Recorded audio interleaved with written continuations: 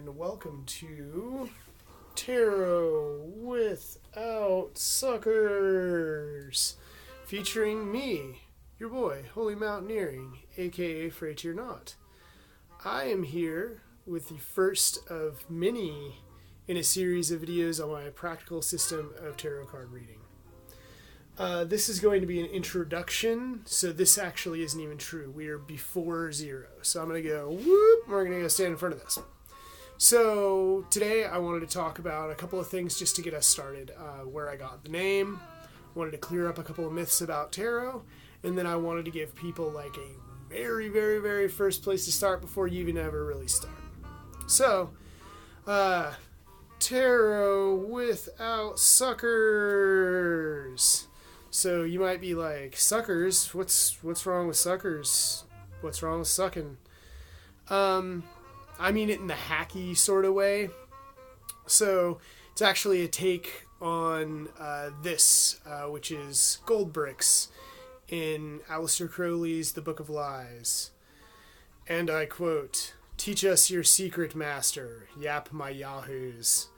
Then for the hardness of their hearts and for the softness of their heads I taught them magic. But alas, teach us your real secret, master. How to become invisible, how to acquire love, and oh, beyond all, how to make gold. But how much gold will you give me for the secret of infinite riches?" Then said the foremost and the most foolish, "Master, it is nothing, but here is 100,000 pounds. And this I did deign to accept, and whispered in his ear this secret. A sucker is born every minute." So, that's old-timey language for if someone is offering to sell you something, like, you know, how to, like, read people's fortunes, futures, things like that. They're probably selling you bullshit, because if they could do that, they wouldn't be selling it to you for $25 a pop. So, yes, this is based on a Crowley thing, because I'm a fucking nerd. But anyway, yeah, Tarot Without Suckers is just about an accessible system to tarot and the divination and that sort of magic, where you can test results against yourself, and you can see that something is happening. Basically, this is a no bullshit approach to doing tarot. That was weird. Anyway, so let's go ahead and clear up some misconceptions about tarot. So let's start with my personal favorite. You cannot buy your own first tarot deck. It has to be given to you. That's total bullshit nonsense. I can't even imagine a universe in which you would just have to wait until maybe someone somewhere was like, this person looks like they need a fucking tarot deck. That is just nonsense. I bought my first, hey there, little stand. I bought my first tarot deck. I had my first real full-size tarot deck given to me, but I bought my first tarot deck because I was tired of using what I'd been using, which are playing cards. I'd been focusing on the smaller cards, and I decided that I was tired of looking at playing cards and I wanted to get a real deck. No one was really trying to give me a free deck, so I just went and I bought the thing, and then here I am teaching y'all how to do it. So whoever said that is an idiot and a prick, probably. So yeah, buy your own tarot deck. If someone gives you one, that's awesome. Bless them. But yeah, you do not need someone to give you your first tarot deck. That's utter bullshit. The second big misconception that I hear all the time, even amongst normal, relatively sane people, is one must have psychic, intuition deep within the heart of their soul to read tarot cards. No, you don't. Developing intuition and divination skills is important, but you don't need that to start, especially.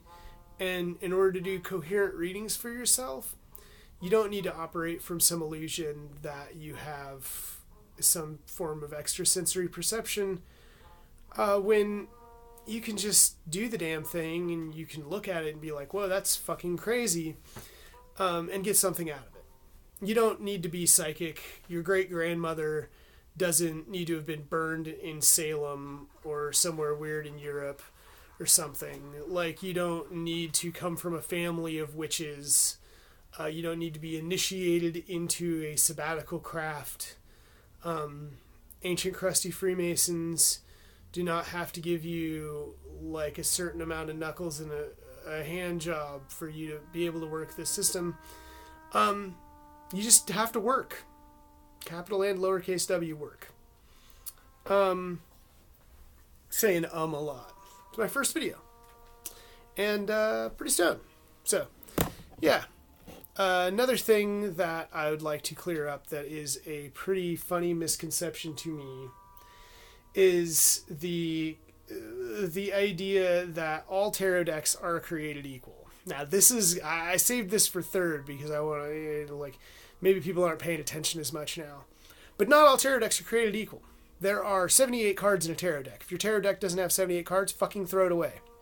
It is not a tarot deck. Tarot decks also have 16 court cards. There'd be 4 times 4. There are 4 court cards per suit. There are 22 trump cards. They start at 0. If your tarot deck is missing any of these things, and there's some other system you'd like to learn to read them, fucking go for it. But you can have fun with that. But like, tarot cards have 78. There are 78 individual cards. If you have extra cards, if you have different cards, you don't have a tarot deck, you have something else. Now, oracle decks, things like that are a thing, for sure. People use those and have a lot of success. I've never had a problem, never felt bad, never felt like I needed to yell at anybody about that. But I do feel the need to point out that a lot of folks are making tarot decks as these art projects with no interest in the occult aspects of tarot decks. So they're making things that are more or less like artistic, but have little or nothing to do with practical use. For this, you will need, in order to really know what I'm talking about, you'll need a Thoth deck. Designed by Aleister Crowley, painted by Lady Frida Harris.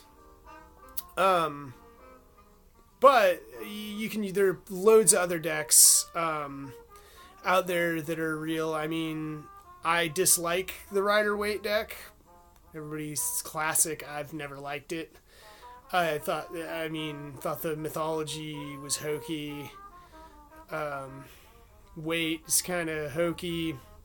Never got into it. Always been into the Thoth deck. But you do not have to be.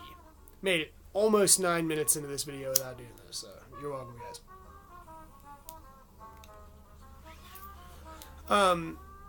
Yeah, so not all tarot decks are created equal. You will need a more or less standard deck. And it would help if you had the Thoth deck, because I'm a Thelemite. I come from a Thelemic perspective, not entirely when it comes to tarot. I definitely disagree with Crowley on a few things when it comes to tarot, which may sound pretty, yeah. But I do. And I think that, you have to be willing to, if this becomes your science, your art, you have to be willing to challenge certain things, especially about your own process, but also about what has been written and what's come before you. Again, you can't throw out, the proverbial baby with the bathwater, but the water needs to be changed, for sure, because it has got real dirty. Yeah. So those are the misconceptions that I'd like to clear up. If you have any other misconceptions or conceptions about tarot that you would like me to talk about, go ahead and drop those in the comments or send me a direct message on Tumblr. That is it for that. So the last thing that I want to do in the last couple of minutes of this video is talk about where to start. I said that I started using playing cards. I started with regular old playing cards to get familiar. The problem with starting with playing cards is you'll notice there's 52 cards here. You need there to be 56. You need 4 more. Princes, princes, jackknaves, whatever you want to call it, there needs to be, for the 4 elements and how they interact with each other, 16 cards, there need to be 16 cards. So this is a good way to start, but, maybe keep 2 jokers and throw in 2 more if you want to go that route. It is handy if you don't have a tarot deck. If you don't own a tarot deck, you can figure it out with playing cards. If you need 4 more cards, like I said, like 4 jokers rather, or with the same kind of thing, you can figure out how to put 4 more in, and then you can use that as a practice bit. If you don't have a tarot deck.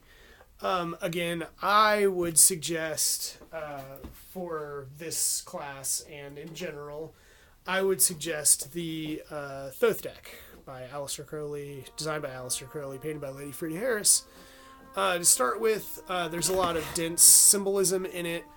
I still find things in the cards, whatever, a decade on, or not quite a decade on, that I'd never seen before. There's a lot. They're very dense, and you can get a lot out of them if you want to. If you would like, you want to go there. Anyway, whatever. So as far as places to start, just going through the cards, just looking at them. I remember when I got my first deck, just spending hours just looking at them, not trying to divine anything, but just looking at them, trying, you can meditate on the cards, but even just staring at them, you'll get something out of it. So just the first step is sort of a general familiarization. You want to see the system that tarot is, how, the 1, 2, 3, 4, 5, 6, 7, 8, 9, 10, king, queen, prince, princess, in the Thoth deck's case anyway. And you just want to, you become familiar with that. If you can, either buy one of these Kabbalistic trees of life and look at the trumps on the paths and understand where the cards go in here. Just a general looking and familiarizing yourself is the first place that you would want to start. You don't want to get to this until you just at least have a pretty fucking good idea of what the cards look like. So yeah, I would definitely suggest pulling 1 card a day for yourself and just meditating on that. And also just looking at the cards. So that's about it for this first video. This is a very all over the place stony introduction, but hopefully you got it. If you have any questions, comments, concerns, criticisms, queries, or Kabbalistic quandaries, please put it in the comments below. Like and subscribe, please. Or dislike and block me. I don't know. Thanks a lot, and I will be back very, very soon to explain this stuff. All this. It's going to be real easy for you. You're going to love it. Holy Mountaineering, afraid or not, signing off. Maybe.